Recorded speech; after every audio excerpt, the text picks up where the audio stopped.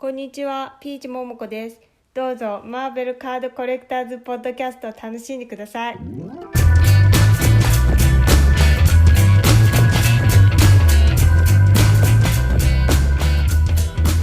Hello, everybody. My name is Ian Taylor, and you are listening to the Marvel Card Collectors Podcast, your weekly digest of hobby goodness. Joining me this week is a Knight of the Marvel Round Table, or should that be a Marvel Knight of the Round Table? You may know him as I'll put my teeth in. Bloody hell, mate. Bloody hell, indeed. You know what? I'm going to carry on. I'm going to keep this in. I'm going to use it. You may know him as True Blue Collectibles on YouTube. Everyone else knows him as enormously patient Nathan Brabon. Good morning. How are you, sir? How are you today? I'm all right. Excellent. I got through it. Now, you are people who know you and have kind of seen you on YouTube will know your voice. People who only do this by the audio version are in for a treat. Now, I know you've had this said before, and you're probably really sick of it, but you have a mighty fine voice for this stuff. Just say something to me. Just say something to me. Well, here we are reading our evening news. Man, yeah. So I've had that said a lot. Derpa Derpa Doo calls me Velvet Thunder. Velvet Thunder. Now, if you're a wrestler, would that be across your leotard? My Velvet goodness, Thunder. could you imagine that? It's just got the little fuzzies on there. It's not the smooth spandex anymore. It's the little fuzzy velvet. It's got the lightning bolt going through it. You've given this a lot more thought than I have, because wow. Okay. And we're starting off as we mean to go on here on the Marvel Card Collectors Podcast. The one thing I didn't ask you, excuse me, is who you wanted to intro the episode. Because we always give our guests the opportunity to either they can record their own intro, or on the audio version, we usually have an artist do an introduction, and we've got loads of them banked. So I guess my first question, and we'll find this out through the episode. Sometimes the artist intro finds you. Are you into sketch cards? Not that I seek them out, but if I pull a nice one that I PC, so my top four for I give my top four because the last three are interchangeable, really. Wolverine, because I just love Wolverine from the early 90s comics and the cartoons and stuff. So he's always my favorite character, but he is an expensive guy to collect. Oh, yeah. And then obviously I got to compete with the likes of you for Black Cat. And then you're a Black Cat collector. I'm a Black Cat guy. I Nice. love some Black Cat. Ooh. And then I have Domino and Rogue are my next two. And really, Domino and Rogue can really interchange, but I don't go out of my way to find sketch cards for those characters. But if I pull a character sketch card like that, or if I can like trade into a sketch card of that character, then I'll do that. You know what I mean? But I'm not going out there on the internet and searching on eBay for those specific character sketch cards to like try to get as many of them as I can. I've done that.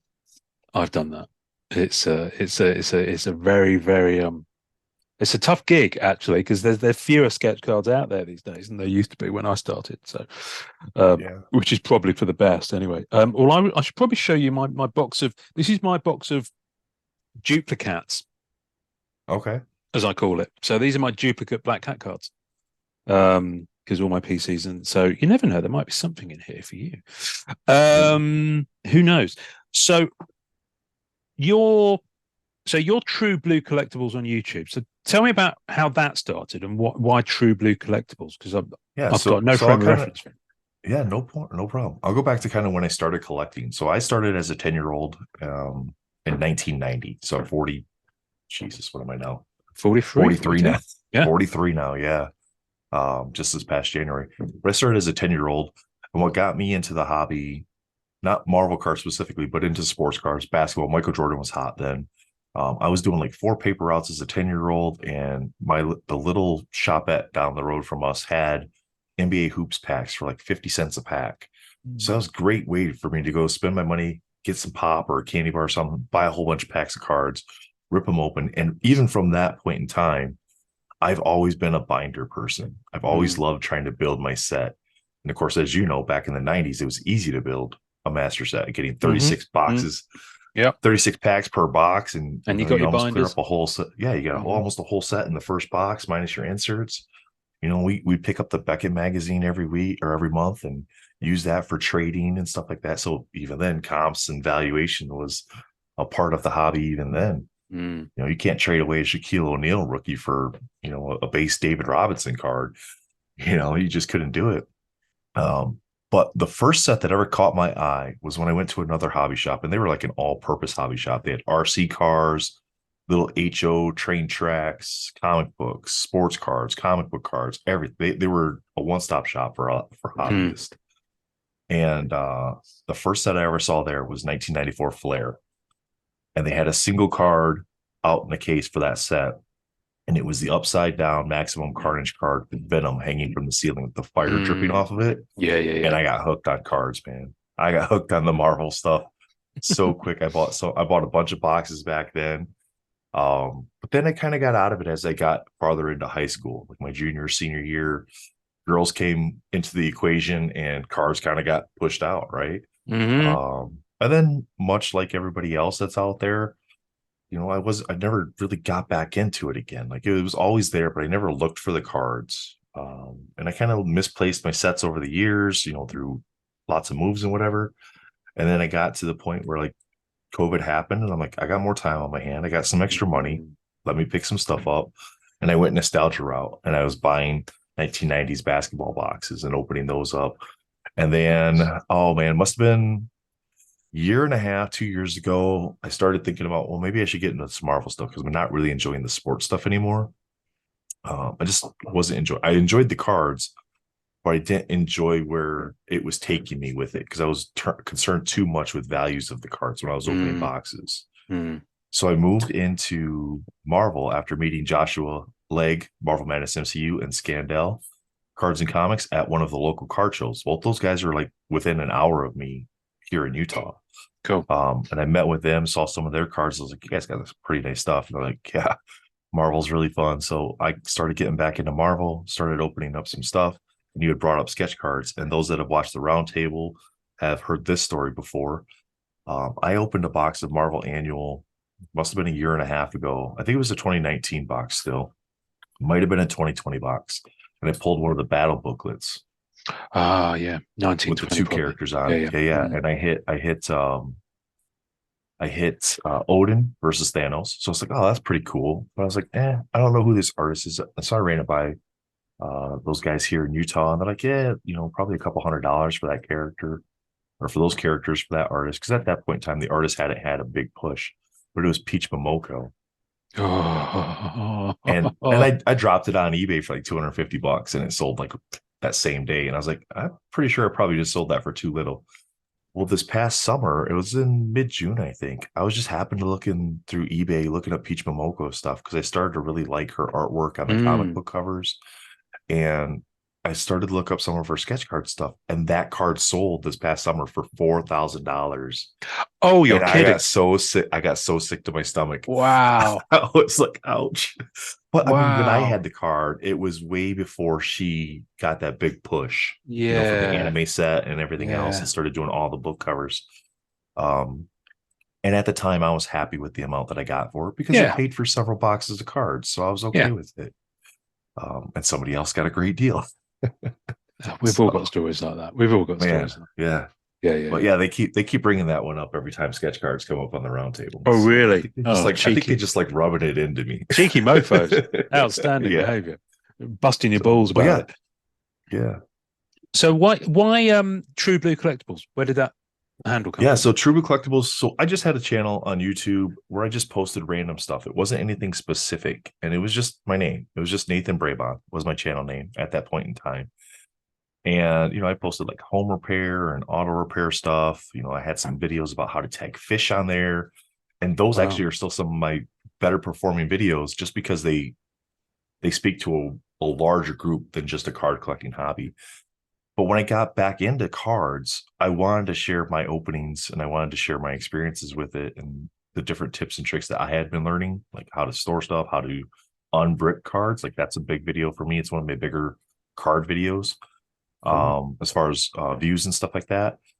And I started off and I was bouncing around some channel names when I started doing the card stuff. And I was like, well, I like I used to be in the military, and true blue infantry. So you could earn what's called an expert infantry badge. You go through a whole bunch of different tests and physical activities that you have to complete within certain timeframes and mental capacities.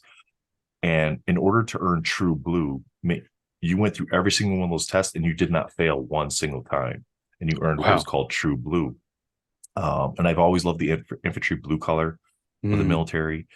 And so true blue has always stuck with me through a lot of my things. And originally it wasn't true blue. It was just TBC breaks because I had started doing some box breaks and stuff like that. And I enjoy that, but that's not what my channel was about, right? It wasn't about just doing breaks. So I switched up. The TBC part became my channel, and that was True Blue Collectibles. And that's essentially where the True Blue came from. Wow. Okay. I'm curious now. If you don't want to talk about this, then please say. So what did you? Because we've spoken to people who are veterans and who've served in various branches of the armed forces, and I've spoken to a couple of people that I know personally, but no one in the hobby, about their experiences and their time, and I'm always curious about people's backgrounds. So was that something that you wanted to do as a career, and did you actually go and serve overseas, or how did that? Yeah, I did. So when I was 17 in high school is when I actually joined. So I joined as a junior in high school, because they allowed you to join the National Guard early, which is like state operated, but is controlled by the federal government too. Yeah. But I originally, because at that point in time, Top Gun had come out in the 90s. So flying jets and all that was a big part of it. My mom's boyfriend growing up was in the Navy. So I initially wanted to go fly jets, but they had that color test, and I'm not good with the colors. It's like a whole bunch of little dots, and there's a number in there. My brother did the same thing. My brother failed I can't that see test. the numbers. Yeah, I can't see the numbers. I got like 1 out of 20 right. But when they go, okay, tell us these colors, and there's like the blocks of colors. I'm like, it's red, blue, green, yellow. Like you could tell that, like the basic colors, right? But I have issues with shade variation in my eyes. So my daughter and we call it color stupid. So anytime I'm not sure on like a blue or a purple, I just call it blurple, and she goes with it. She's like, yep, I right, have Dad. the same. Apparently, a lot of men do actually. Yeah. My wife's like, I'll be choosing the carpet for in here. It's called rose quartz, and she consistently takes the out of me and says, "Go and enjoy your studio with your pink carpet." Like, it's not pink, is it? And because I can't, anyway. But no, that's interesting. My brother was always, growing up, he was very and still is, into military things, model kits and things like that. He used to find, because in the UK, in lots of barns and things, you have old, literally dilapidated military vehicles, that are literally there from the war, like Jeeps and things like that. And he used to go and find those and restore those and things like that. But he actually, when he was 16, he went and did the same test, and he couldn't do what he wanted to do. So he then went to a factory that made components for airplane parts. Okay. Yeah. So I wasn't able to fly. I wasn't able to fly for the Navy, and I didn't want to like just be on a ship. If I wasn't going to be able to fly for the Navy, I wasn't going to the Navy. So I talked to a couple of the Army people, and they're like, well, you're probably not going to be able to fly helicopters either. But there's this other thing. So if you like excitement, do the infantry route. Well, anybody gets in the infantry, right? So it doesn't matter what your test scores are. Now, hindsight, if I could go back and somebody gave me some more information about it, I would have picked a career in the military, like satellite technician or something like that, to where it could actually make money from the military afterwards. Because as an infantryman, you're a ground pounder. You're out there shooting guns at people, kicking in doors, stuff like that. And that doesn't have like a career transferring civilian job afterwards. So you find something else to do afterwards. So I joined in April of 97 as a junior in high school. Went to my basic training at Fort Benning, Georgia, between my junior and senior year. So while everybody else was enjoying summer vacation, I was down in Georgia in the heat and the fire ants and all that, sweating my butt off and getting yelled at every day. Wow. Came back, did my senior year of high school. The day after I graduated high school, I had to go back and finish my training. So we went back down to Georgia. In 2000, we went to Germany for a few weeks, trained with the active duty Army soldiers over there. That was a blast. We got to go to Hohenfels and Rheinfels over there as like a little field trip thing a couple of the days. That was fantastic to see the culture over there. In 2003, we went to Egypt, to the Sinai Peninsula, where we observed Israeli and Egyptian military movements to make sure they weren't breaking any of their rules in accordance with their their peace treaties and stuff. I tore my knee out in 2004 while we were there, so I had some recovery time. So I missed our 2005 Iraq tour, where I then was preparing to go to that, and I tore my same knee out again during training. And then in 2008, we got to go to Iraq again, to the Ramadi province. So we were there doing security at the government center. That was fantastic. I thoroughly enjoyed that. I enjoyed my time with the guys that were there. It was kind of like during the transition period where we're handing things back towards the Iraqi police and military.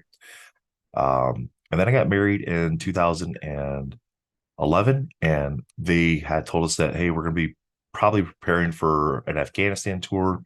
And my contract was coming up anyway. So I had to make the decision of, do I stay in? Do I get out? So I'm 14 years in.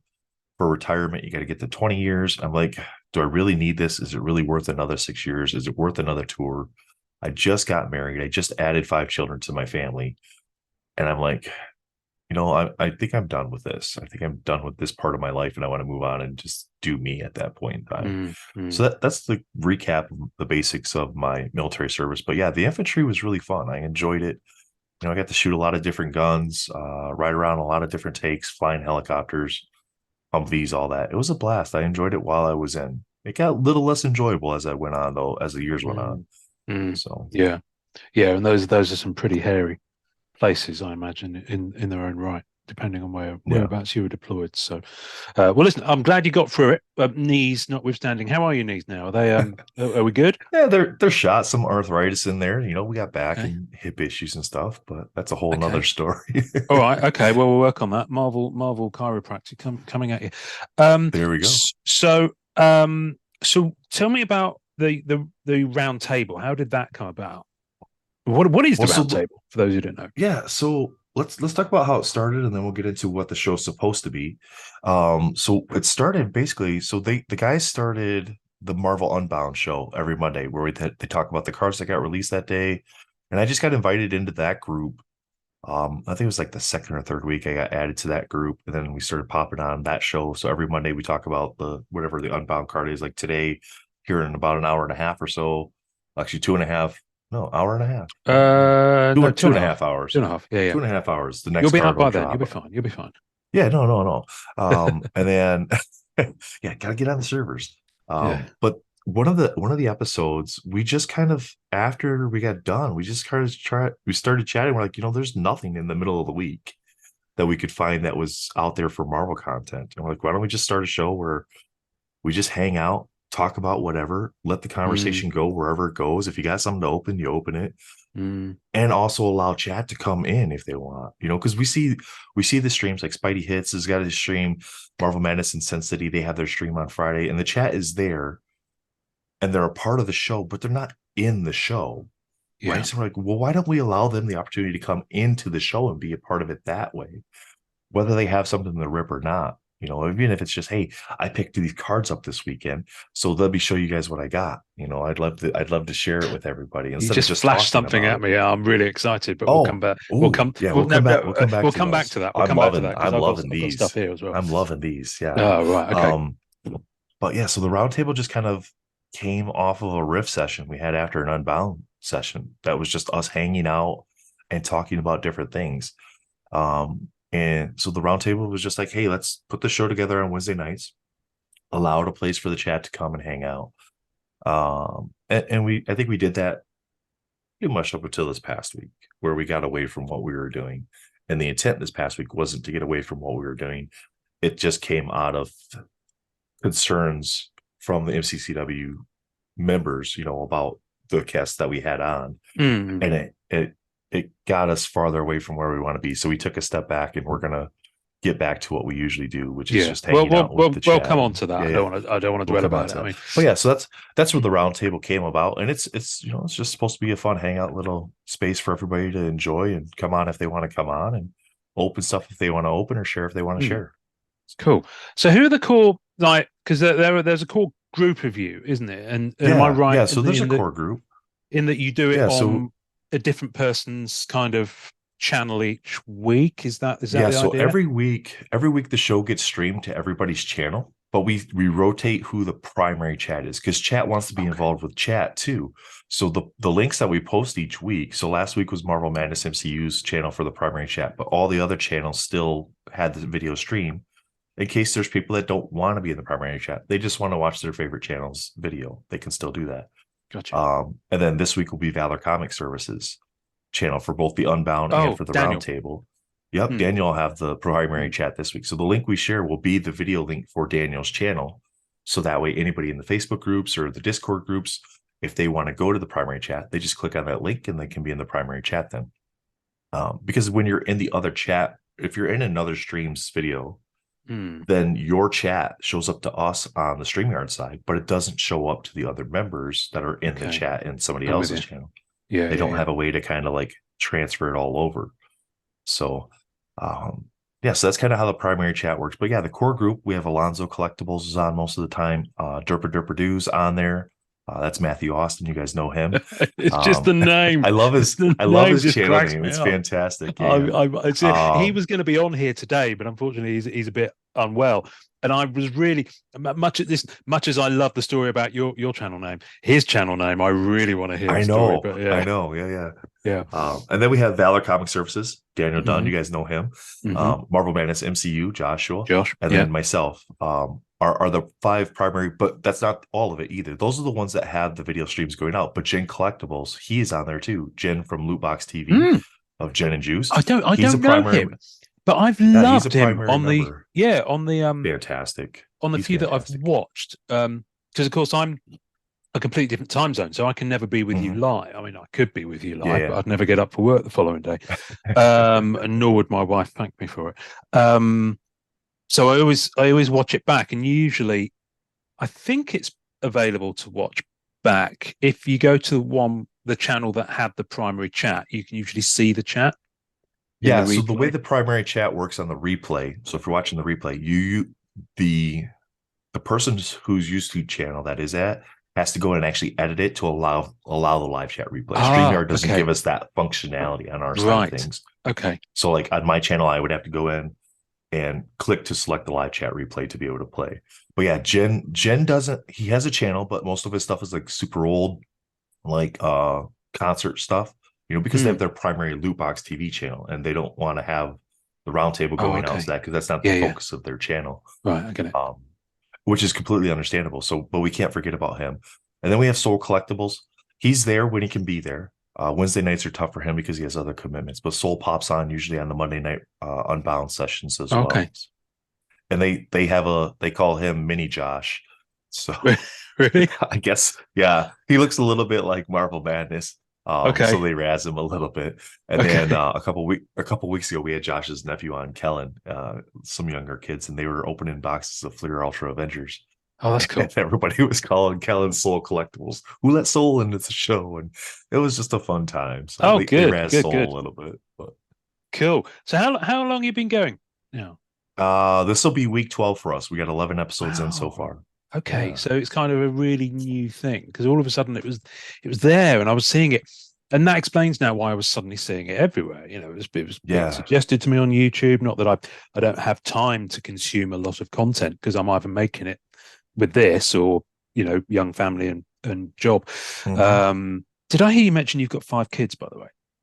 We have 6 total, actually. Oh my good God! So I don't know how you do that. When we got married, we only have 2 left in the house, but my wife had 5 before we got married, and then I had 1. All the kids are grown except for the last 2 that are at the house. They're 17-year-old boy and girl twins. They'll be technically 16. We're recording today. Tomorrow is on the 10th. Tomorrow is their birthday on the 11th, so they'll be 17 tomorrow. So. Yep, they're super excited about that. My daughter said she wants a tattoo. Yeah. My daughter said she wants a tattoo for her birthday. So I'm like, okay. How's Daddy feeling about that? I'm fine with it. I don't. Oh, okay, cool. It's her. Yeah, we've had the conversations about it's your body. Do what you want. Just make sure you're happy with it. And she drew her own thing that she wants to do with some butterflies and whatever, for her and her mom. And so I think that's fantastic that she wants to do something like that. That's memorable to her, not just some random thing. So yeah. No, that is cool. That is cool. If you must have being this is probably a massive stereotype now, but being a former military person, do you have tattoos? Right, I do. I have 5. So my first one was in 1998. I have a scorpion on my left shoulder, and that is for no other reason other than I liked Sting as a wrestler when he was in WCW. Oh yeah, for a minute Um, I got excited because I thought you meant the musician. oh no, no, not the musician. Oh my goodness.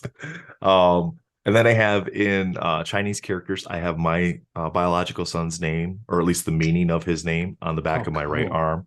I have a gecko on my right calf, like on the side of my leg on my right calf, which is from my wife's trip and I when we went to Hawaii in 2009. She got a belly button piercing and I got a tattoo. And Wow. then early 2000s, I have a tribal style dragon that goes across pretty much my entire upper back. Oh, cool.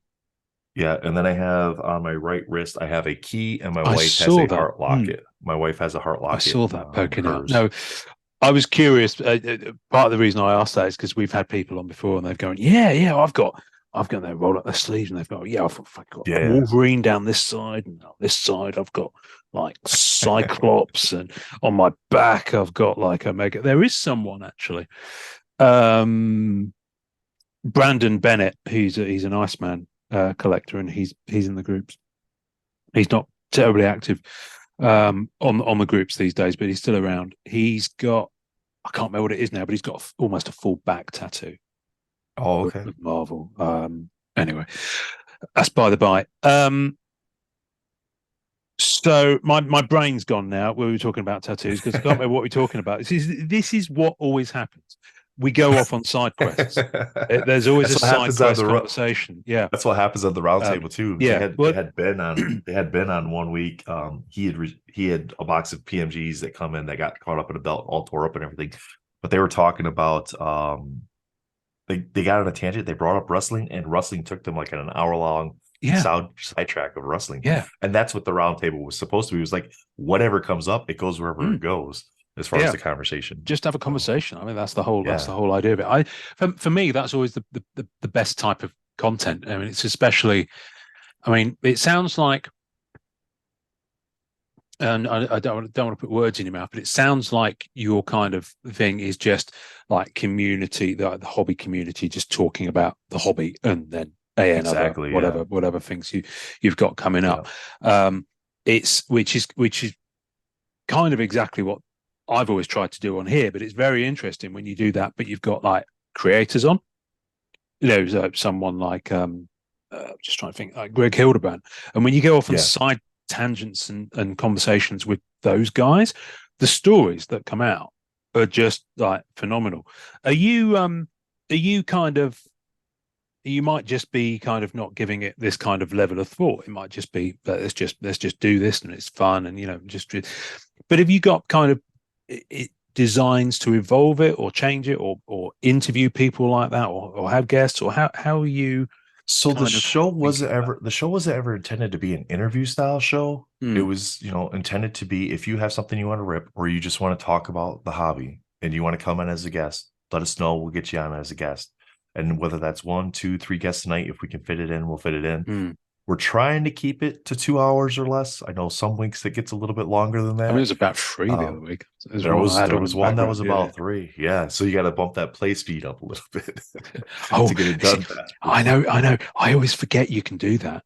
So I'm sitting there thinking, I really need to go to the toilet, but I'm really into this conversation. It's like, well, I do that if I miss like part of like Justin's stream or Joshua's stream. If I'm behind in the live stream, I just bump the play speed up so I can catch back up to the live.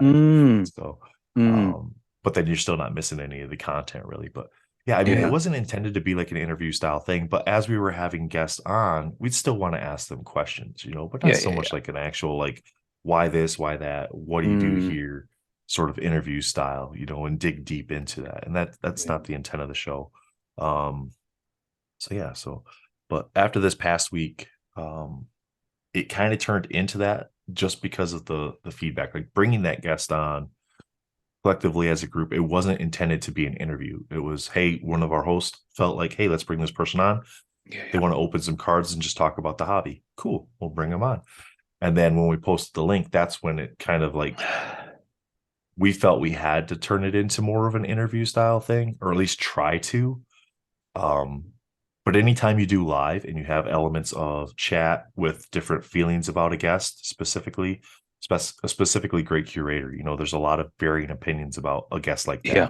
Yeah, of course. And it makes it a little difficult. And there's things we would change if we could go back in time and do that. But hindsight is always 2020. And there's always things you would change if you could go back and do it, right? So it was interesting. We'll talk about it quickly, but I asked you to come on anyway, because I've been wanting to talk to you, because I've caught about 4 or 5 of the round tables so far. And I was like, these guys are really interesting. And, I thought I'm probably never going to be awake to go on to theirs, but I thought let's invite any of the guys on who want to come on. And it was supposed to be yourself and Matthew Derper. What's that? Derper, yep. Derper. I'm sorry, Matthew. I'm not laughing at you, but I am slightly laughing at you because that is a really funny username.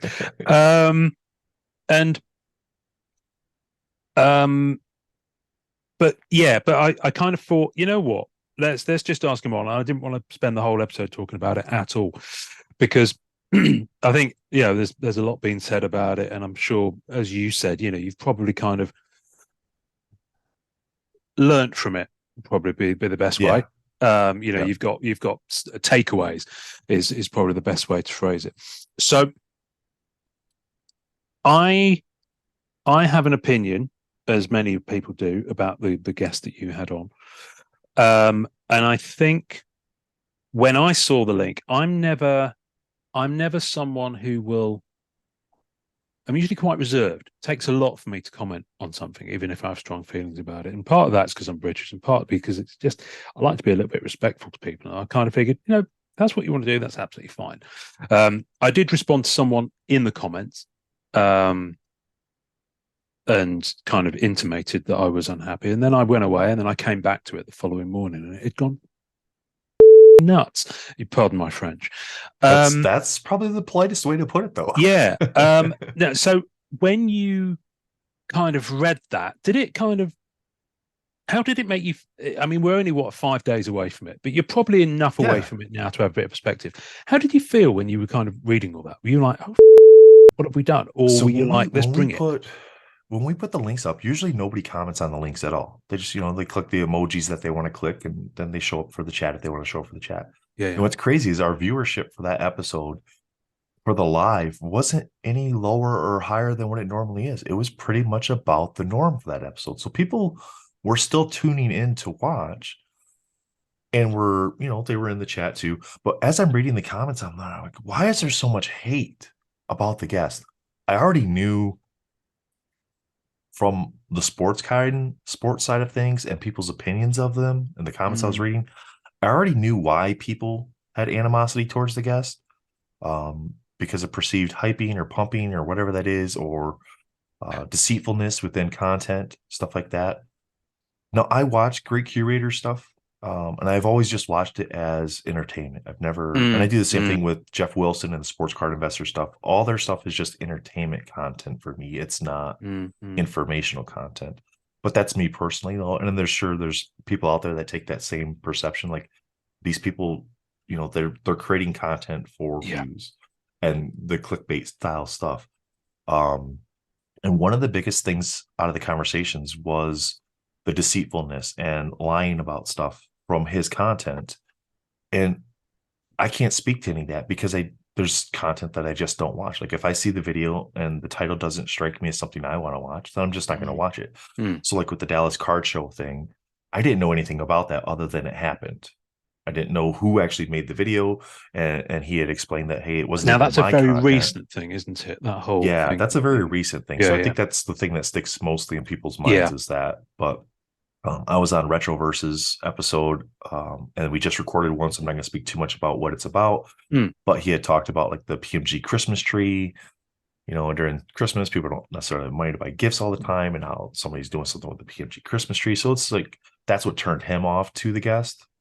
It was back when that happened. That was not this past Christmas, but I think the last one. I don't think I'm familiar with that, but there are a lot of stories and incidents out there. I think everyone's got their own story about the guy. But I think a lot of and this is my own personal opinion, and I have like I've said it in the posts and stuff like that. I Mm, don't have animosity to anybody that shared their opinions. Like that's mm. the most interaction we've ever had on a post. But we don't make the post to have interaction. We make the post to go, here's the link. If you want to watch the video, watch the Yeah, video. yeah, yeah, yeah, yeah. You know, it's not for us to like have this long, drawn out conversation about it there. Mm, Um, but when those comments started coming through, we went back to the Instagram group and we're like, okay, guys, we're gonna have to bring this up at some point, right? Otherwise, it's just gonna get completely out of control. Um, and like I said, there's things we learned from that episode and those guests and that specific guests in general that if we could go back to the live stream and change how we reacted with chat, like right off the bat, we're like, this is going to be controversial. Please just try to keep it clean and respectful. If you have a question to ask, just ask your question. mm, mm, So timeouts got handed out, and I could see why people got upset because they felt like they were being ignored with that. But some of it too was you're asking a question in a derogatory manner or just bashing somebody when you mm. could just ask the question, like, and have an actual adult conversation Yeah, yeah, yeah. and not be the teenagers in high school. Mm, And that's not to call anybody that because everybody's entitled to their opinions, but there are mm, ways to go about mm, handling a guest like that too. mm.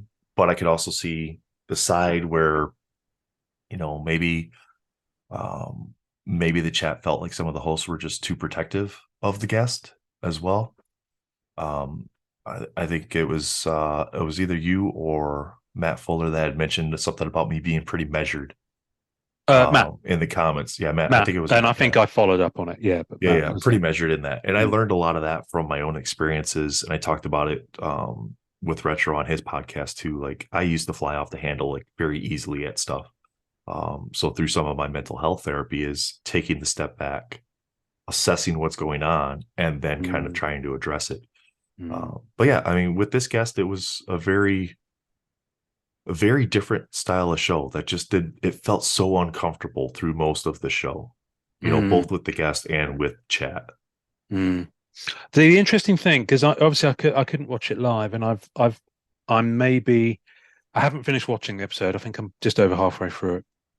So you've passed the first half an hour, kind of really is all Mhm. about controversial issues, and then you move on to talk about Yeah. more fun stuff, and it's very interesting. One of the things I noticed about it is that on the replay, and I was watching it on, I think it was Josh's channel is the main one. The chat's not there, so as rewatching it from afterwards, I can't see that side of it. Right. So so that element, and maybe that's deliberate, but you can see, and this is the thing that I found interesting. You can see people reading it, and you can see uneasy is the wrong word. Maybe it's the right word, but you didn't. No, I think You didn't uneasy is the all right look. word. Yeah. Yeah, you didn't look as chilled and relaxed as the round table normally is. So it kind of Yeah. almost pulled it out of that kind of vibe that you're going for. Is my take anyway. Like I said, I haven't finished watching And I the think that's episode yet. spot on. I think that's Mm. spot on. Yeah. It was uncomfortable trying to host the show collectively and trying to manage, you know, keeping You're chat relatively firefighting as clean well, and aren't stuff. you? Yeah, Yeah, exactly. yeah. You don't. So because they want you to bring up specific things, and it's like, okay, which of these things do we bring up when we bring them up? And then how do we have to then go back and try to rephrase what somebody's saying because of all the negativity built into it as well Yeah. to have it be a somewhat civil conversation? And you got to be mindful to your guests as well in that perspective, because Exactly. you don't really want to be. I mean, listen, he's a big boy. I know he can probably look out for himself. But and at this point, I have to mentally stop myself from saying something slightly snarky as well, because it's just I don't know what it is about this particular person that you had on, but he does elicit that response from people. I have to stop myself there from saying something. But what I was going to say was, I'm sure he's a big boy. He can look after himself. You don't really, whoever the guest is, want to be sandbagging someone with something like that. It's just Right. Yeah. I it's mean, just we're not not respectful. MSNBC. We're not MSNBC, Fox News, No, BBC. no. That's not who we are. So I don't feel within the hobby, and we've said this before in the roundtable, we've said it in the group, we are not gatekeepers. I don't personally feel the hobby needs gatekeepers. I feel the hobby needs educators to help brand new people coming in to teach them enough to take stuff at face value and with a grain of salt. And that's why we don't usually talk too much about values on the round table either. Like we might say, hey, we paid this much for the card, or hey, the autos are selling for this much. But we're not going out there trying to find comps for stuff. It's like, hey guys, you need to look for yourself. And that's the comps can be a whole nother episode on your podcast just all by itself. I mean, that's a big rabbit. Yeah. Right? I mean, I've not gone near it, and I've deliberately not gone near it because listen, I mean, everyone has a different kind of iron in the fire when it comes to the hobby, and some people are in it for buying and selling and the investing side of things, and that's not my interest at all. So I don't kind of talk about it because it's not really my thing, unless of course there's a massive surge cross market thing that was happening last year and certainly the year before with all the pump and dump craziness that went on, which there's loads of content about that, so I'm not going to repeat it here, and we've talked about it before on this one. But the way I always approach comps comes from, so before I set up the group MCCW, which was 5 years ago next week, or this week as people listen to it, I was really into, as you can probably see here, retro video games, and that's that's all I've got left. What I had 5 years ago would have filled all four walls of here, and I had to massively trim down. And I sold a lot of them during COVID because I'd overspent basically, and I was in debt from various things. So I sold a lot of them off and cleared my debt.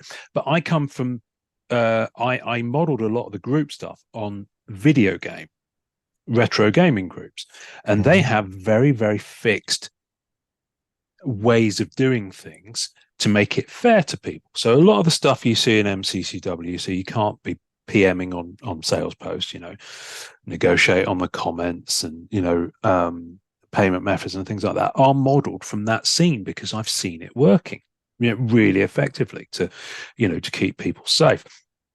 But one of the other things was when they price stuff up, they're almost religious about it in terms of the way they do it. So I was always taught from that scene, which I've kind of is what I try and do myself, is look at eBay sold values. And obviously this was before the days when people were kind of shilling and doing all that sort of stuff, and before Terapeak, I'm going back a few years now. But what you do is you go to eBay sold values and you'd find anywhere from 3 to 5 items or similar items, because if it's a Battle Spectre gem or something like that, you might not find the exact one. But, something similar character thing. Get 3 or 5 sales, average amount, and lop off 15%. That's always been my approach to it. If you're not doing it on eBay, I think that's a great way to do it. But also looking at, depending on the rarity, scarcity of the card, what's currently for sale as well. Yes. Like your last recent solds might have been 6 months ago for a specific character or style of card. And if there's nothing currently on the market, where has the market gone? That goes back to, like you said, the similar character stuff. Has there been similar characters or equal tier characters sell in that same style of card, same grade, whatever it might be? But the point on how, like you said, you don't do like the investing side of things. You collect Black Cat. That's your character. That's what you go after. You might do set building or whatever. But I think whether you want to call it investing or just how much money is actually relevant into the hobby, it is. I mean, buying into a card is investing into a card, whether you're concerned about where the values of that card go or not. It's still investing into that card. You're spending money on it. You're investing into it. Into your collection. If you buy food, if you're buying food, you're investing into your desire to not have hunger, right? And so money does matter. Yeah, money does matter. Yeah. So how much you spend on a card is relevant. So comps are relevant. And anytime you sell off eBay, you should, in theory, not get. You shouldn't expect to get eBay prices when you're selling something not on eBay. There should be some sort of reduction because of the fees. People are paying fees and shipping, and I think sometimes there's members or collectors that are out there, or investors, whatever you want to call them, that don't understand that. I think there was an issue, not necessarily, I don't want to call it an issue because that's not the case.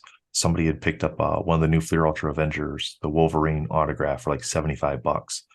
Well, clearly that card is worth more than $75 if you're basing it on all the other current sales from that same set and the characters, right? Now, whether or not the card's worth whatever somebody's asking for it nowadays, that's a different story. That's the whole debate portion of it.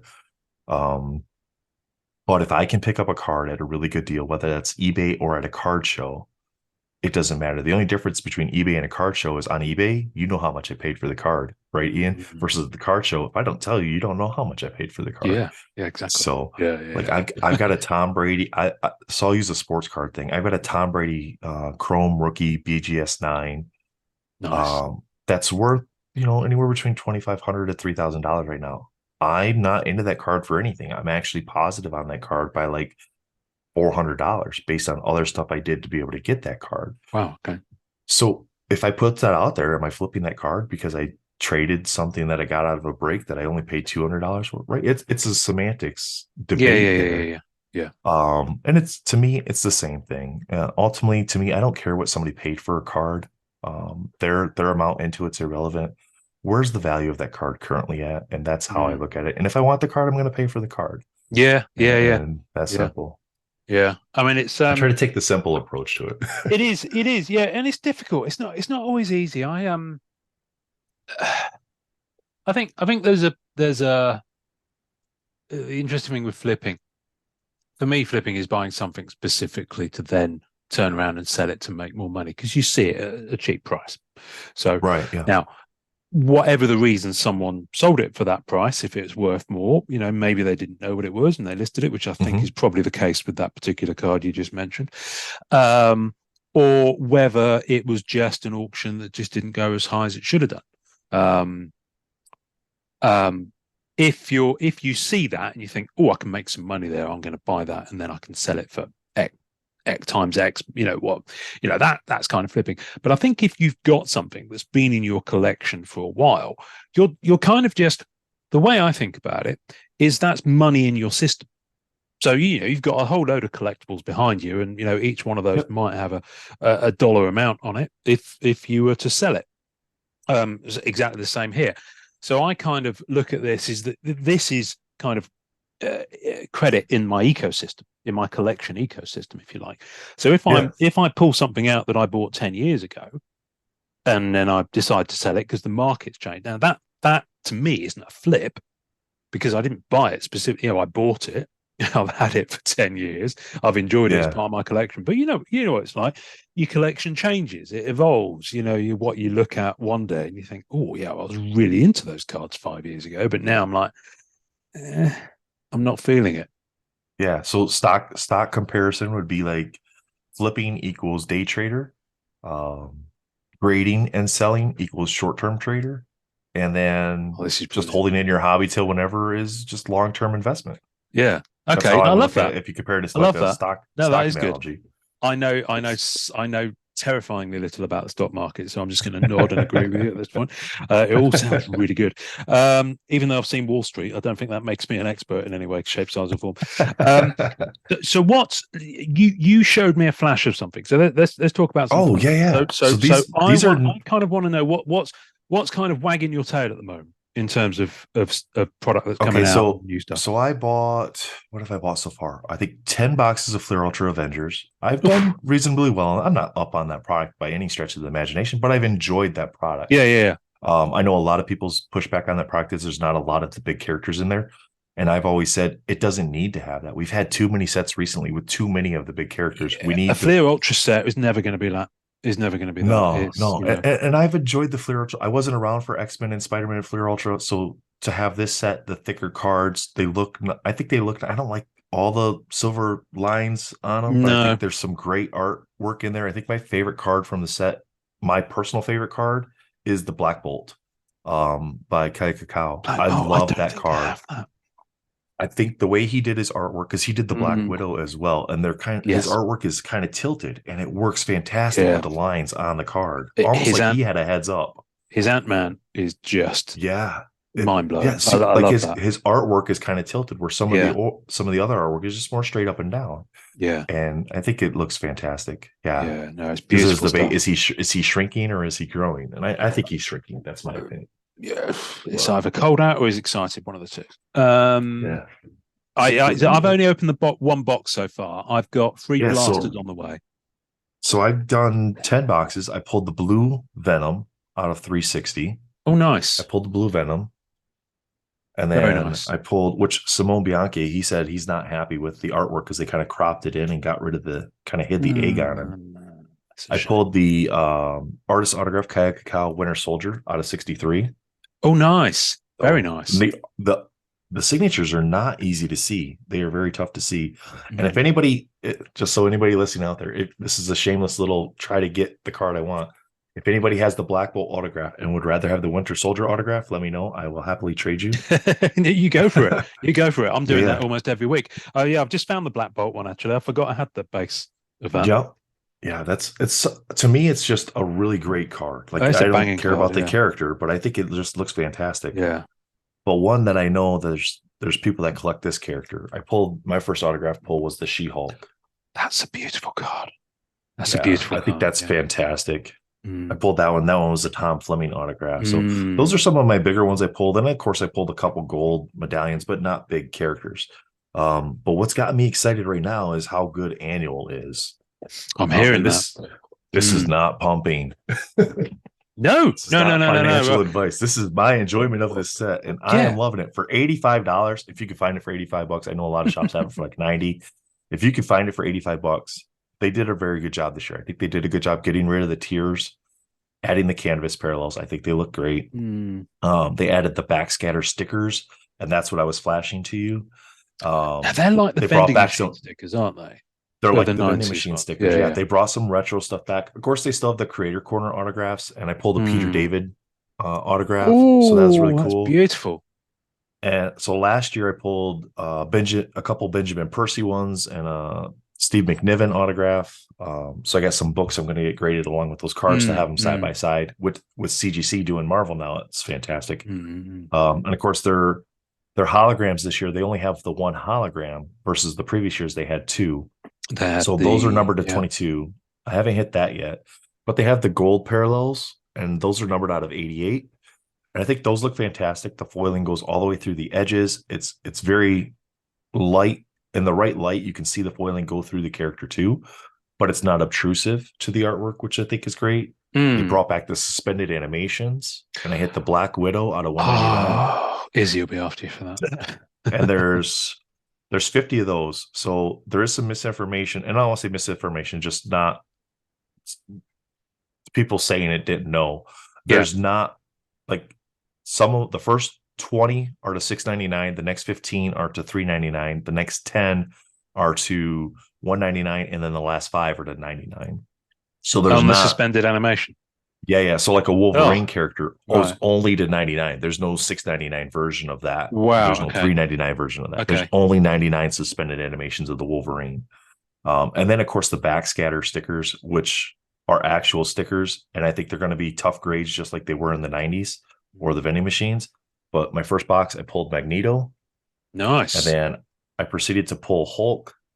And my favorite one, because he's back in the sets, Silver Surfer. And I think that one looks amazing. And that one's, of the 3 that I've pulled, that one's probably the one that has the best shot at getting a 9.5 or a pristine 10 at like a CGC. Cool. Okay. So I think those are going to be tough grades for people trying to grade those just because of centering.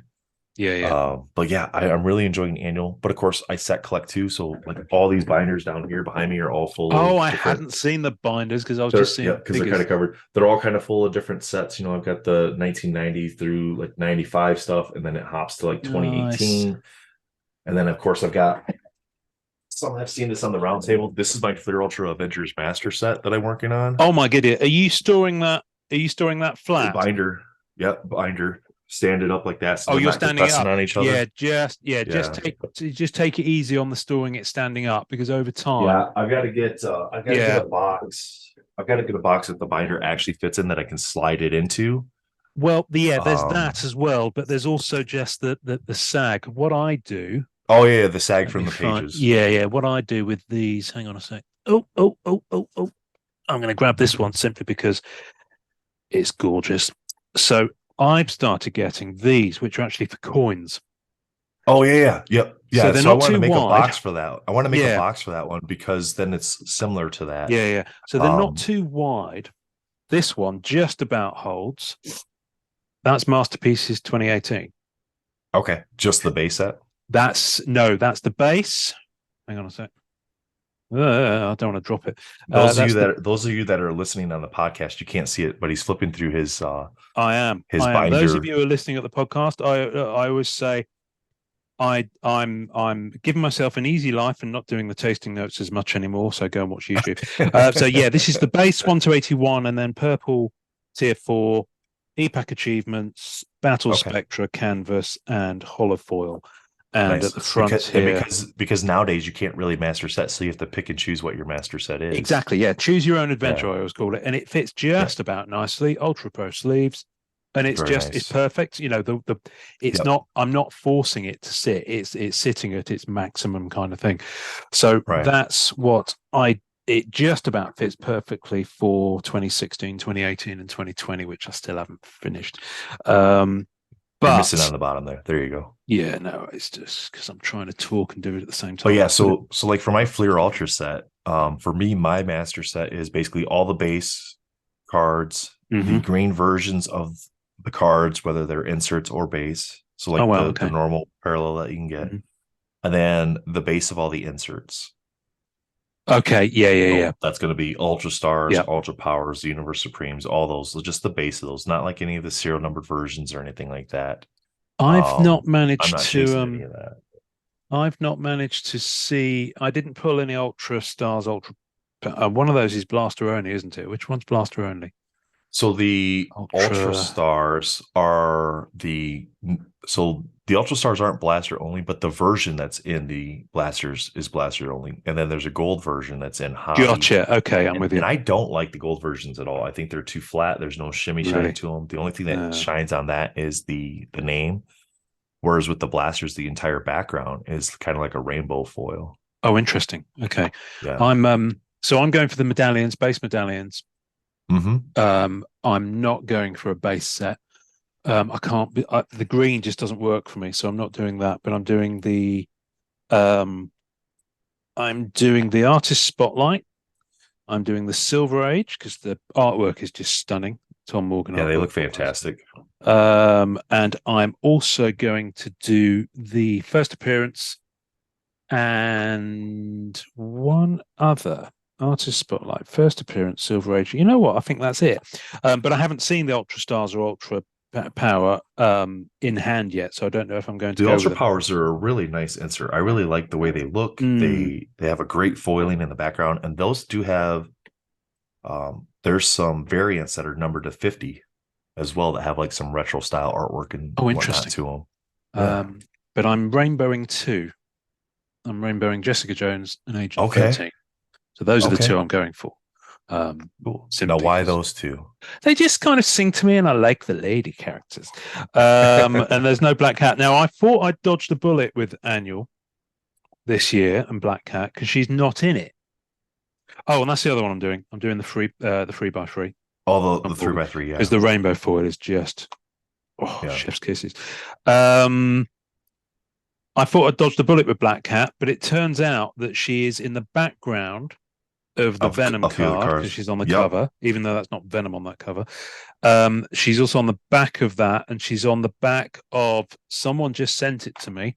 That same cover is on the back of card. Bear with. 87 Thena. So that same cover is on the back of card 87. Now, the good thing about the backs of cards is that the printing plates don't apply. Although so I you don't often have think, to chase those. You don't have to chase those down. Yeah, exactly. But the fact that it's Venom, the card that she's on is Venom, means that I'm not going to go hard because there's no way. So much as I like to have every visual appearance that she has on a card, it's just not practical to do. I did get one of the see-through cards as well, but I can't find it for love nor money. From the suspended animations. No, they're not called that. The Universe Power Supremes. Yeah, I did get one of them, and I Yeah. can't find it. Are you collecting those? I do. Well, I'm gonna collect the base Here it ones. is. I'm not gonna collect the black ones. Yellow Jacket. Yeah. Yeah, those look really nice. I enjoy those. And then the Yeah. black ones, which is the parallel of that, are a die Oh cut. yeah, the black. I've seen people getting very waggy tail about the black. I like them. I mean, I might get them at some Yeah. point. I mean, the good thing about those is they won't take much binder thickness. Um, but yeah, no, I'm just having fun. Just choosing elements, I guess, to pick up rather than needing to go for the whole thing. I'm just kind of picking up bits here and there. So what's your so obviously you mentioned the characters that you're going for. How deep down the rabbit hole are you going in terms of PCing stuff? Are you going full character collector crazy, like with a massive spreadsheet of every single appearance they've ever had and collecting them No, whether they appear it's on the front or the back of a card, like I do? for me, it's more or less if I pull them, sweet. If I don't, Right, then I okay. don't worry too much about it. Or if I can find a decent price at a show and I really like the card. Like for Unbound, Rogue came out, and I bought a lot of the Rogues and I traded for some more of them just to send some home. Like I think I sent home like 5 rainbows of the Rogue, and only one of them was even gradable because the others had all a print line that ran down the Oh, side. okay. Right. But when you're talking EPAC and you don't have a serial number card, you can't really see the condition. It's just a Yeah. stock photo, right? Yeah. But I'm not going out of my way. So I have a CPC 9.8 of the Return of Wolverine, the number 1, and he is the low series in he's a low series card in the X-Men. You're trying to find it. You're trying to find it. I have it. I have it. Oh, He's the it's X-Men card in the metal. Yeah, yes, the low in series. Spidey Metal. No. In X-Men metal. In The low X-Men series Metal. in X-Men metal. Yeah. Oh, so that's the Return of Wolverine issue 1 cover, you mean? Yep, the number 1, Return of Mm. Wolverine. So Yeah, the yeah. very first box I opened of X-Men metal, because I got into it late. The very first box I opened of X-Men metal I did with Marvel Madness MCU on a live stream. And I pulled the pink Wolverine Nice. Okay. from Yeah, that. yeah. Now, I would not have gone out and bought this card because that's, again, I'm not going out of my way to find Yeah. those cards to buy them, but I will absolutely pull it and then keep it forever if I have to. But two of the other cards that are in my collection that I thoroughly enjoy is the Marvel Annual 2020, the hologram of Domino, number to 21. That's brilliant. I picked that. Yep, I picked that one up.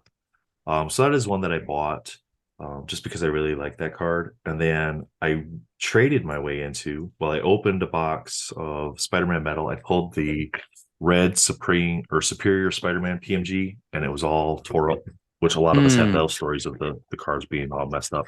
But it was all flaky. I sent that in, and I got a 2013 retro Hobgoblin red as my replacement card. And I was like, well, that's an upgrade to me. I think that's an upgrade. Yeah. And then I think it was in the MCCW group. Somebody had commented because we were all sharing at that point in time, like the cards that we had pulled or got for replacements.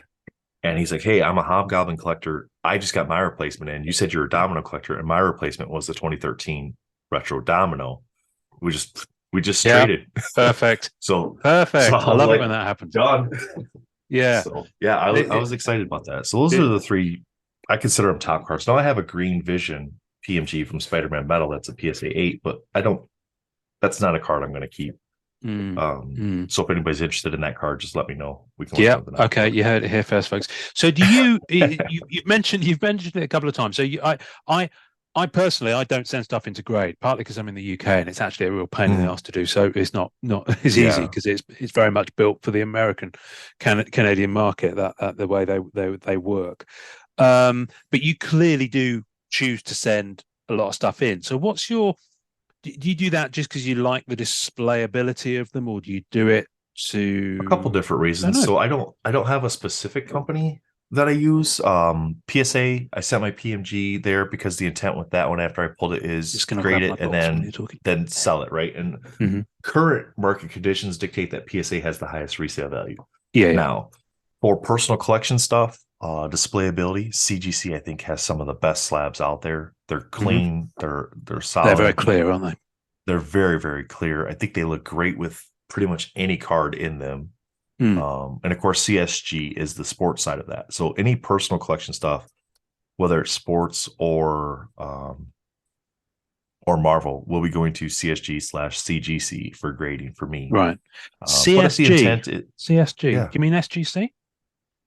nope. CSG is the sports CSG. side. It's I've the never heard sports of side that. of CGC. Yeah, so it's essentially Oh, the same thing. The okay. label's slightly different color wise. Right. It's not the blue that we see with the Marvel stuff. Mm-hmm. It's more of like a greenish gold. Right. But that's their sports division over there. Gotcha. And then, of course, SGC has a fantastic vintage style look to it. I think they'd have more of a following if they change the way their Yeah, slab yeah, looks. yeah, I yeah. think just having the black, it doesn't look good with darker cards. Like Mm. the card doesn't stand out then. But if it's like a 1990 MU or a vintage style card, Mm-hmm. like baseball or whatever, because of the white borders, it makes it pop a lot. Yeah, yeah, So yeah. like an annual card would look okay in there, but I mean, you're really Mm-hmm. not going to grade a base annual card anyway. So Well, I mean, I don't know. I don't know if I. The thing is, for me, I'm PSA, and the reason I'm PSA is because I actually just really like the way they looked, and also I'm going to blame Amanda, graded gamer, for this because she's you slice her open and she's Yep. PSA graded. Not that I'm going to slice anyone open. That sounded really bad. I might edit that out anyway. Sorry, Amanda. But Amanda, you know, on something like The Wire, when someone starts you off, just a taste, and they hook you. Mhm. Amanda gifted me this about 2 years back, and Oh it's a yeah, the Black graded Cat. 10 PSA. Very nice. Masterpieces 95 Black Cat by Nelson. And Hmm. it is one of my favorite Black Cats base cards ever. Yeah. It's stunning. So she kind of started me off, unfortunately, and since then I've just been. So I will buy stuff that's already graded, but I'll only buy stuff. And I'm pretty much grade agnostic as well. For me, it's just about having a copy of it, within this format for display, because I'm eventually going to have like rotating like displays up there once I finally sort it all out. So I've got stuff in here. I've got a few tens. I've got some eights, got some nines. I'm very happy with that. I've got 7 on the exquisite Oh, there, that's which was very actually a nice. gift from Shane, Marvel Card Investor. So thank you for that, Shane. Nice. But the reason I got this out while we were talking was to say that the only exception to that is I snapped up a couple of my first CGC for this one because it will match the cover of that Yeah, issue, the gold in the base. Spider-Man Yep. 194. Mhm. And and those will be. I know it sounds weird. I've also picked up a couple of other ones from this set, but in PSA because they'll match that. Whereas these will be displayed with a comic. It's crazy, I know. Only multiples in different slabs for different reasons. But the other reason I got that out is because this morning a card popped up on eBay, and I was like, I need to go out there and check whether I actually own that in PSA. Let me just see if it's still available. And it hasn't sold. No, it hasn't sold. So just popped up on eBay this morning is that Oh yeah, that one there. in a That 10 is, Peach Momoko.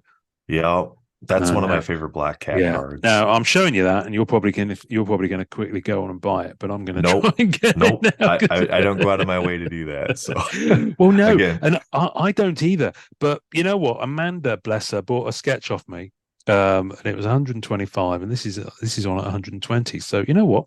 I'm having it. So I'm going to buy a card live on air, which is probably a really bad thing to do. And in fact, it's even cheaper because it was showing me the UK price with that, but I'm going to get it shipped to my buddy Donny in the US. So with his local tax, free shipping, his local tax, $106. Thank you very much. I'll have that. there you Anyway, go. so I'm buying stuff live on air. But you see some crazy stuff when you go deep into character stuff. Yeah. Pog. It's a No graded way. Pog. I mean, how? Again, I've Yeah, got Amanda that's to thank for that because she graded a load of them. She said, "Oh, I've got one of these for you." Um, but the other thing I've been doing, which is probably a little bit crazy, is I think it's fairly safe to say that there's a lot of Marvel Universe 1990 out there that's been graded. a lot of it, but it's crazy though because well, I understand why. You know, there again, some of that hype train around that set. And then you have the not necessarily lower characters, but the lower uh, pop counts on specific characters, driving the prices up. People trying to complete their registries and stuff like that. Yeah. Does tend to make the values not make much sense when you're talking about character to character. Yeah. Like you typically It's see with crazy. other stuff. But I think it's detrimentally hurting anything that's not a 10. Yes. Because, and that's like you said, you're buying graded cards already. And for somebody in your position where you're in the UK, you have to pay those additional fees and go It through doesn't all that make other sense to me to nonsense of grade dealing stuff with myself. customs and stuff. Yeah. Yeah, financially, it doesn't make any sense. You just buy the card and you're better off. And it's usually the best case anyways. Just buy the card. Don't worry about breaking stuff open or buying raws, hoping you can grade them. I think one of my best grading stories is I did buy a 3 set of the 1992 Masterpieces promo cards, or the prototypes. The prototypes, Spider-Man, Spider-Man, Hulk, and Wolverine. And they bought the 3-pack from a gentleman that had them. They were already unwrapped, and for the most part, they looked really good online. So I was like, well, even if they don't grade well, I can just keep them for myself. And I already knew the Spider-Man wasn't going to get a 10. The centering was off on it. But I was like, okay, but I could probably get a 10 on the others. And I sent those in, and I did. I gemmed up the Hulk and I gemmed up the Wolverine. And at the point in time, I think it was I don't know how many there are now. I haven't looked, but I think it was like the 7th or 8th PSA 10 on the Wolverine. And I was only the 3rd Hulk. So there would only been 3 PSA 10 Hulks in the prototype. Nice. And it was crazy because I was able to sell pretty much. I held on to the Wolverine card for a little bit. I'm not a fan of the artwork on that card. That's not for me. I mean, Jusko is a fantastic artist. Nothing against his art. For me, that's just not the Wolverine I like. Right? I like him with his full suit on. I don't like Berserker Wolverine.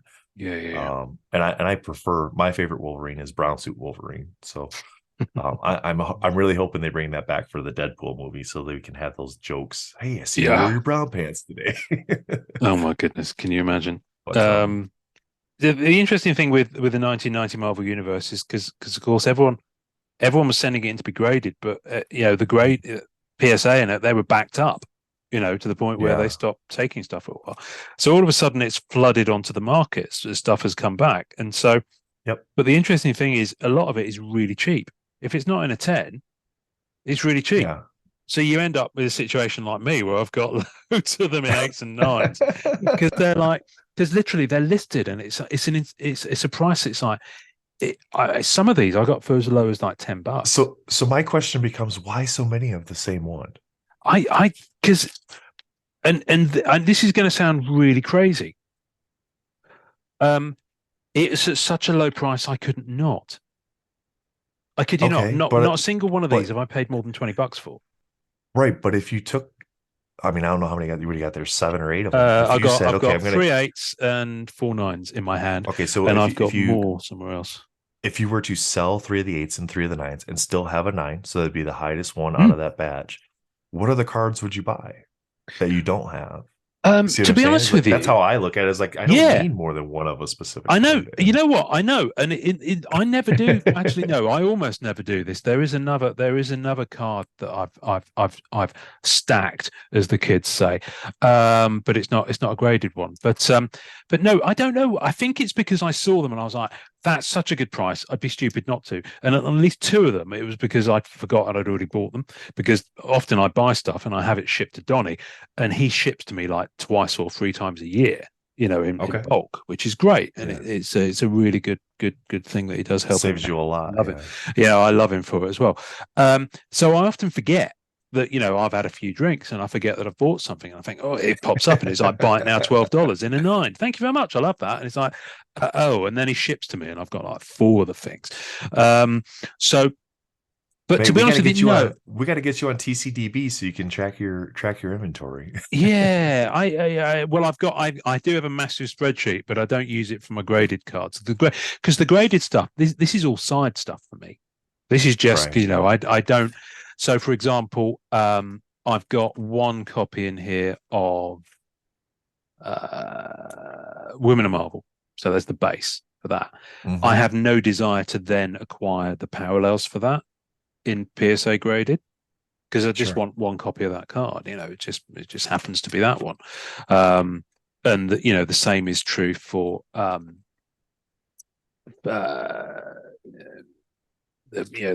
that image from that set Oh just yeah, happens to the be a bronze.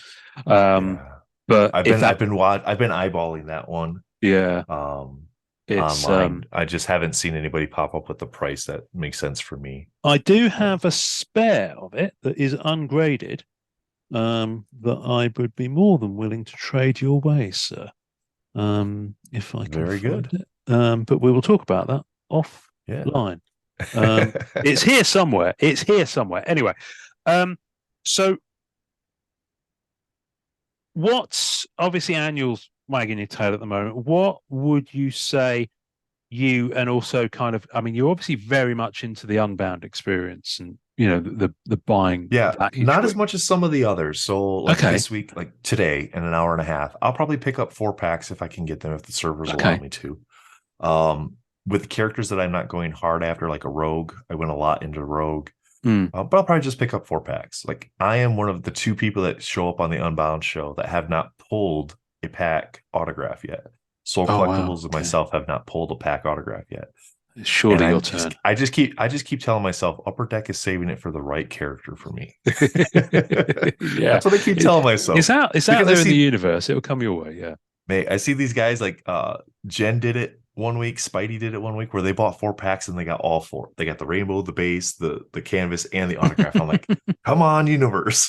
Mm, But yeah, it'll come when it comes. But yeah, I mean, if it's a bigger character like a rogue, um, probably wouldn't even go heavy on like a Venom or anything like that if they did that again, just because I know that's going to be so hard with the way the servers are. But if it's yeah. like if they come up with another Domino, which I don't think they will, but they are having some duplicate characters, like Morbius will be a duplicate from last year, so there's the potential. But I think this year they're kind of doing more or less villains. I think Mm, Heimdall is probably the first male one. Well, Black Panther's not really a villain, but they have a lot more villains this year than they mm, had last year. It seems like mm. the female characters are kind of not as prevalent this year, but maybe they will be in later weeks. Yeah. Yeah. Because we've had Rogue and we've had Hela and we've had Mary Jane are the only 3 we've had so far. MJ was good. MJ was very good. Yeah, and I've we're on week 19 now. So week 19. Oh my goodness me. See, I'm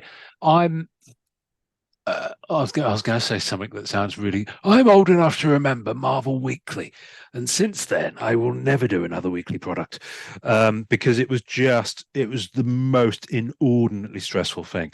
And Marvel Weekly was popular, but that was kind of before Marvel as an EPAC has increased in popularity since yeah, then, and we didn't have the bonkers of Freddie, and adds another element of hmm fandom because people dig his stuff. And last year, obviously, the incentive structure was built in such a way that people were jonesing for it because of those sketches. Now, I think it's better that it's in there's a sketch in each week, and that seems to be kind of taking some of that heat out, if you like. I mean, it's still popular and it's still yeah, selling out within minutes, but it seems to be slightly more manageable. But having gone through it with Marvel Weekly, the first year they did it, because they did that 2 years running, and then Unbound started.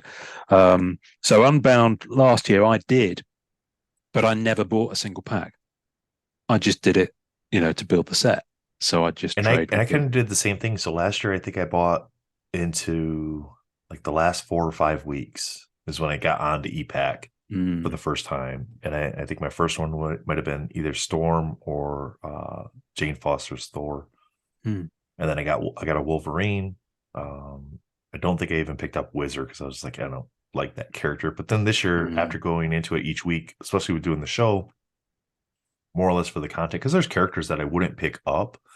But I'm like, why don't I just put a binder together of this? So I went back through mm. Comp C and picked up and or traded for redeemed versions already, Yeah. just to kind of get those home so I can get them in a binder and Mm, start working on a quote unquote master set for yeah. that. Yeah. Now it gets a little tricky because last year you didn't have the rainbow or the canvas parallels, and then this year you do.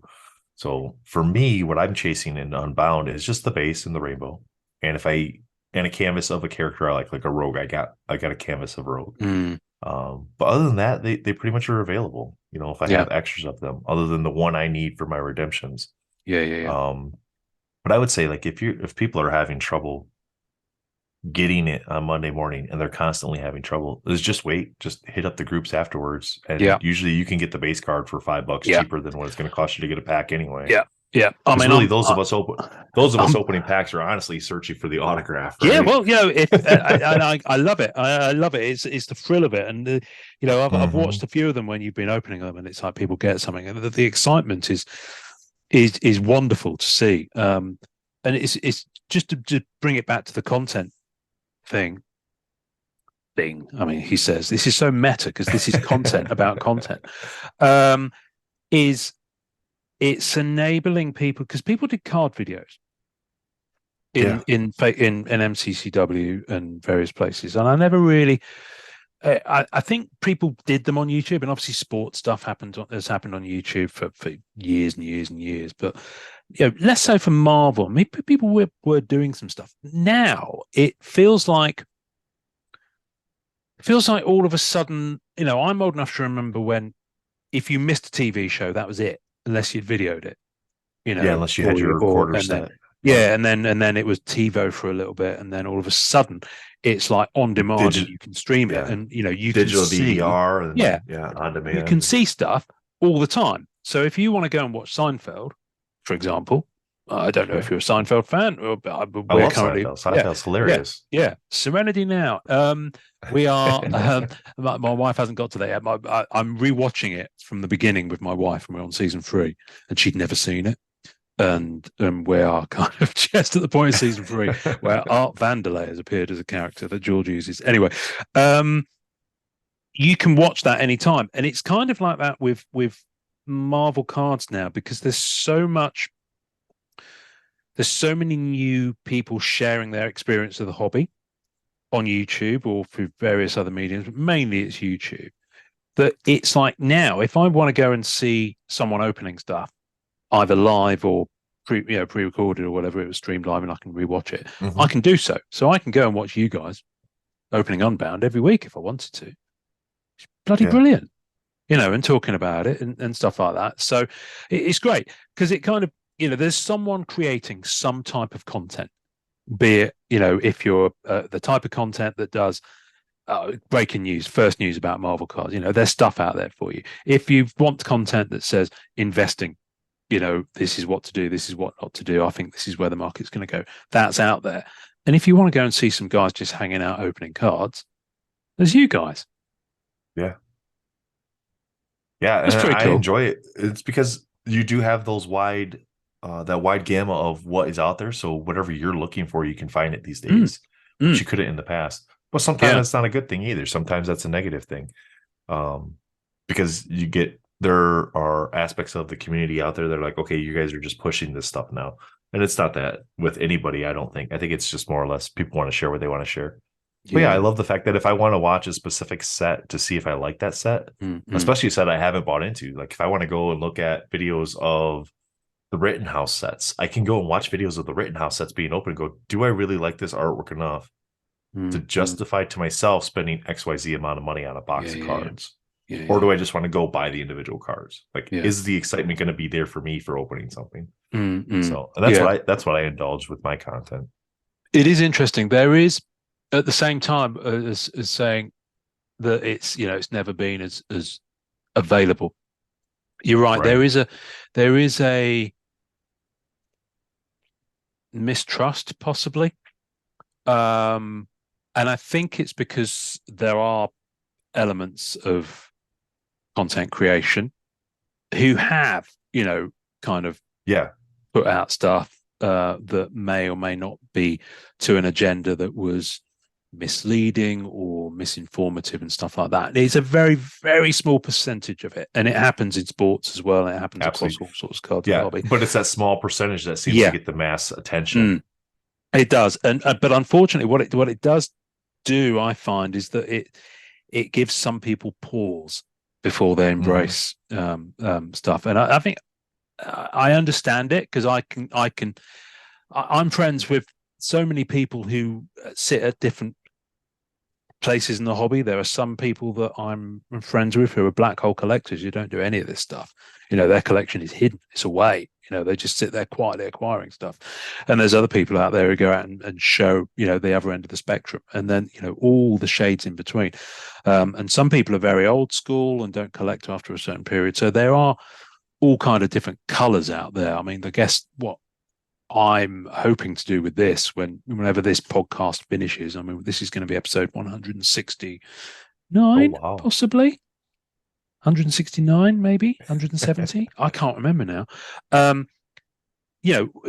Say for example, it wraps at episode 400 or episode 300, or I get hit by a bus and it gets wrapped at episode 172. I don't know, but I'm hoping that at some point, there would be enough content here that someone would be able to see a complete cross section of different collectors, what they're into, different creators, different artists, and it's kind of like, this is an oral history of your experience in the hobby so far, and that experience might be different in 6 months' time, might be different in 6 years' time. In 6 years' time, you might have put it all in a dumpster and set fire to it. Hopefully not. Hopefully not. But I do find it interesting, that spectrum. So I'm grateful that you would come on and talk about it, because sure. Yeah, I love it. I love talking about cards to people, which is kind of why this happens. Have you any sets coming up that you are stupidly excited about? I'm a little excited about the anime set, right?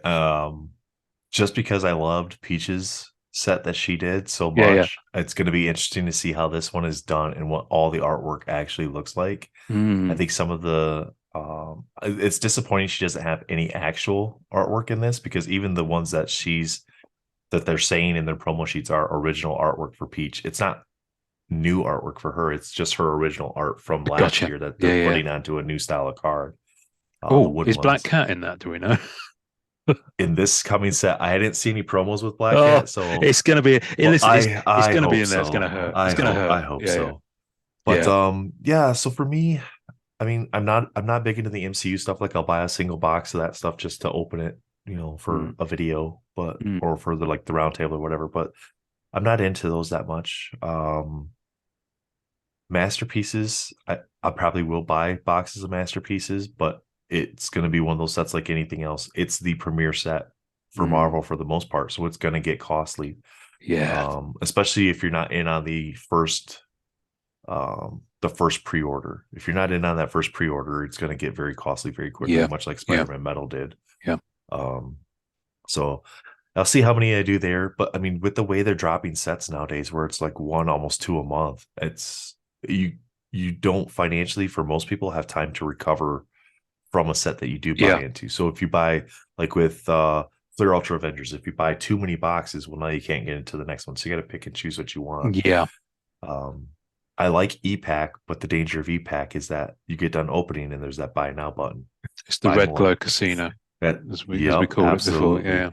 And it's not as fun as opening up product in hand either, because you don't have that enjoyment. It's so quick, it's final, and it's done. Whereas with the packs, you can kind of sit there and enjoy a single pack of cards for a little bit. But right now I'll probably buy a few more boxes of annual, see where that goes. After that, probably gonna wait for Masterpiece to come out and anime, just to kind of see where those are at. So I should have a little bit of time in between, even if they release Allure next month or Beginnings. That's the thing. You'll be skipping that, won't you, in theory? Because I do have a couple boxes of Beginnings on pre-order from David Adams. Oh no, I meant Allure.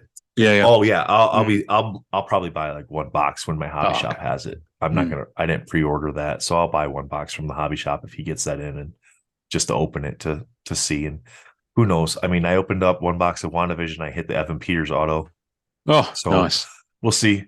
We'll see what I can hit out of that. Maybe I'll pull a Hugh Jackman auto or something out of the Allure set, and I don't think he'll be in there. No, he's not going to be. I don't think he'll be in there. But a big character, like that. Listen, right? you get an Olsen or a Bettany or something like that, you'll be Hemsworth. I'll be all set. So I can I can make the money back on the box just by getting rid of that card. But that's not a box I'm going to go buy multiples of. I mean, there's people out there that love that type of product, but for me, that's not my jam. Like, people ask me all the time, they're like, why do you collect this? Why do you collect that? And it's like, because it looks cool. Like I don't have the backstory comic book information that a lot of these guys have on these characters. Like I know a little bit about them, but I don't know like their entire storyline in every book that they're in.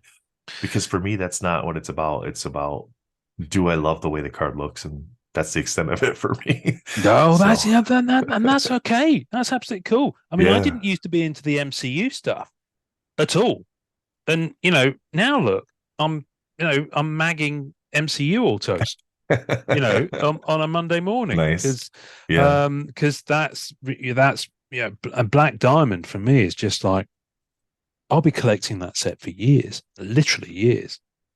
It hits all the buttons for me.